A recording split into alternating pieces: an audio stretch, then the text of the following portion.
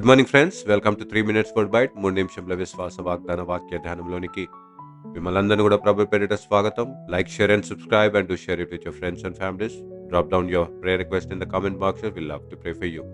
నేటి వాక్య ధ్యానాంశము, యెహోవా మాట ఆలకించుడి. Listen to the word of God.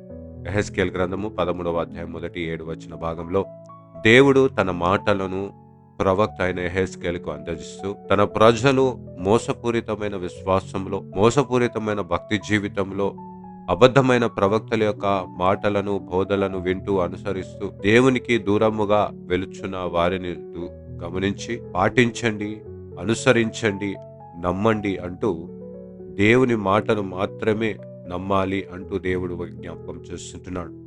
మొట్టమొదటి ఈ వాక్య ధ్యానంలో అంశముగాను హియర్, వినండి అన్న మాటను జ్ఞాపకం చేసుకుందాం. ప్రియమైన దేవుని పరిశుద్ధ కుటుంబములారా, మరి దేవుడు నిత్యము తన మాటలను తన విశ్వాసులకు అందజేసినప్పుడు ఎల్లప్పుడూ ధ్యానిస్తూ, వింటూ, విశ్వసించు వారిగా ఉండాలి అంటూ అనేకమైన సందర్భంలో పరిశుద్ధ గ్రంథంలో తన భక్తుల ద్వారా మాటలను అందించబడినట్లుగా చూస్తుంటున్నాం.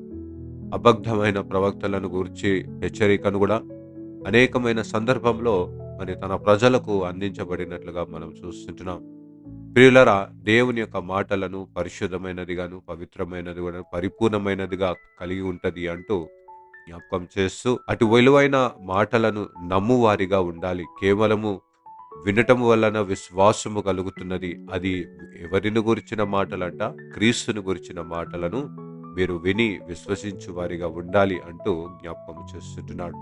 ప్రియులరా, ఈరోజు దేవుని మాటలను వించున్న మీరందరూ కూడా నిత్యము ఆయన మాటలను వినే చెవులను మనము కలిగి ఉండాలి అంటూ జ్ఞాపకం చేస్తుంటున్నారు. In the busy world his voice cuts through the confusion.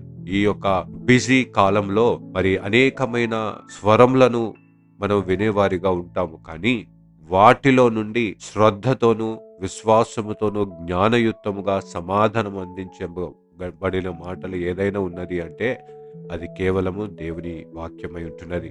కాబట్టి అట్టి వాక్యమును నేడు మనము విందాం. రెండో ప్రాముఖ్యమైన సత్యము, విని పాటించుదాం. We just not be the hearer but we obey whatever the word that we hear. వినడం మాత్రమే కాదు కానీ అది విశ్వసించి పాటించు వారిగా మనం ఉందాం. యెహెజ్కేలు గ్రంథంలో దేవుడు కూడా అదే మాటను హెచ్చరిస్తూ ఖండితముగా సెలవిస్తున్న మాట ఏంటంటే, అబద్ధమైన దర్శనములను పొందుకొని అబద్ధముగా నడిపించే ప్రవక్తలు ఎంతో ఉంటున్నారు. అందును బట్టి నా మాటను వారికి అందించు. ఏమని అంటే, నా మాటే శాశ్వతమైనది, నా మాటను మాత్రమే విని ఆలకించి పాటించండి అంటూ దేవుడు వారికి హెచ్చరించినట్లుగా చూస్తుంటున్నాం. మనం ఎప్పుడైతే మాటలను అంగీకరించే వారిగా ఉంటామో, యోహాను సువార్త 14వ అధ్యాయం 15వ వచనంలో కూడా యేసుక్రీస్తు ప్రభుల వారు అంటారు, నీవు నన్ను ప్రేమించినట్లే నీవు నా మాటలను గైకొందువు, ఆలకించెదవు, పాటించెదవు అంటూ జ్ఞాపకం చేస్తుంటున్నారు. ప్రియులరా, అదే వాక్యము శరీరధారిగా అవ్వడము అనే మాటను చూస్తుంటున్నాం. అందును బట్టే యాకోబు రాసిన పత్రిక 1వ అధ్యాయం 22వ వచన భాగంలో వినువారు మాత్రముగా ఉండకూడని, కానీ వాక్య ప్రకారము మీరు ప్రవర్తించుడు అంటూ జ్ఞాపకం చేస్తూ, ఈరోజు కేవలం మనము వాక్యం విను మాత్రము కాదు కానీ ఆ వాక్యము విని ప్రవర్తించు వారిగా, వాక్యము శరీరధారిగా ఈ లోకంలో ప్రవర్తించు వారిగా ఉందాం. మూడవ ప్రాముఖ్యమైన సత్యము చూసినట్లయితే, మూడవ ప్రాముఖ్యమైన సత్య భాగమును గమనించినట్లయితే, విశ్వసించుదాం, నమ్ముదాం. Trusting in the word that we hear. దేవుని మాటలను విశ్వసించుదాం అంటూ జ్ఞాపకం చేయాలి. ప్రతి ఒక్క జీవితము ఈ నమ్మకము మీదే ఆధారపడుతుంటారు. Every faithful relationship builds on the word called trust. కాబట్టి ఈ మాటల మీద మనము నమ్మకము కలిగిన వారిగా ఉందాం. హెబ్రీయులకు రాసిన పత్రిక 10వ అధ్యాయం 23వ వచన భాగంలో ఉంటాడు, వాగ్దానము చేసిన వాడు నమ్మదగిన వాడై ఉంటున్నాడు. కాబట్టి ఆ నమ్మకమును మనం ఏ విధముగా సంపాదించుకుందామంటే, మన స్వబుద్ధిపై ఆధారము చేసుకొనక దేవునిపై ఆధారపడుతూ ఆ నమ్మకాన్ని పెంచుకుందాం. కాబట్టి ఈరోజు యెహోవా మాటను ఆలకించు వారిగా ఏ విధముగా ఉంటాం అంటే వినే వారిగా ఉందాం, పాటించు వారిగా ఉందాం, నమ్ము వారిగా ఉంటాం. అదే విధముగా మన జీవితంలో ఈ రోజు అంతా చేసే కార్యక్రమంలో, మన విశ్వాస ప్రయాణంలో అంతా కూడా దేవుని వాక్యం వింటూ, దేవుని వాక్యమును పాటిస్తూ, దేవుని వాక్యమును నమ్మకముగా మన క్రియారూపంగా కనపరచు వారిగా ఉండే కృప త్రియక దేవుడు మనకు అనుగ్రహించును గాక. ఆమేన్. ప్రార్థించుదము.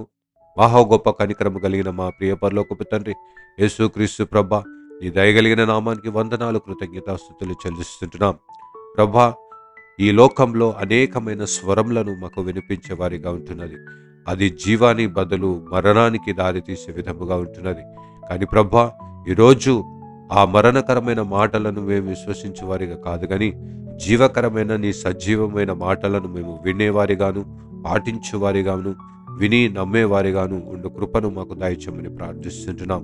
నీ వాక్యము ఆకలితో అనుసరించు వారిగా మాకు తృష్ణను మాకు దయచేయమని ప్రార్థిస్తుంటున్నాం.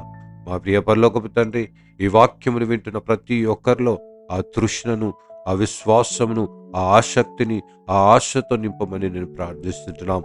ఆశ కలిగిన ప్రాణమును యెహోవా తృప్తిపరచునుగా అని సెలవిచ్చినావు. అవును ప్రభా, అటు ఆశను నీవు అనుగ్రహించి అటు తృప్తిని నీవు కలుగజేయమని ప్రార్థిస్తుంటున్నాం. ప్రభా, ఈ దినమంతట్లో మేము చేయ ప్రతి కార్యంలో అటు ఆశతో నీ వాక్యమును ఆకలితో మేము భుజిస్తూ, ఇదిగో అది మా విశ్వాస యాత్రలో క్రియారూపంగా మేము ప్రకటిస్తూ జీవిస్తూ నిన్ను మహిమపరిచే పాత్రగా మమ్మల్ని నియమించమని ప్రార్థిస్తుంటున్నాం. మాకు కావలసిన ప్రతిదీ అడిగిన వాటికన్నా గొప్పగా నువ్వు సమకూర్చే దేవుడు ఉంటున్నావన్న విశ్వసిస్తూ నమ్ముచు, ఇదిగో మాకు ఈ ప్రయాణం అంతట్లో నువ్వు మాకు తోడుగుండి దేవా, మరి సాయంకాలం మేమందరం కూడా మేము కుటుంబంగా మా విశ్వాసంలో సహవాసంలో చేరి నీకు కృతజ్ఞతార్పణములను చెల్లించే మటుకు నీ కృప భాగ్యం మాకు అనుగ్రహించి నడిపించమని యేసయ్య దివ్యమైన నామములో అడిగి వేడుకొనుచున్నాం తండ్రి. ఆమేన్. God bless you all and have a blessed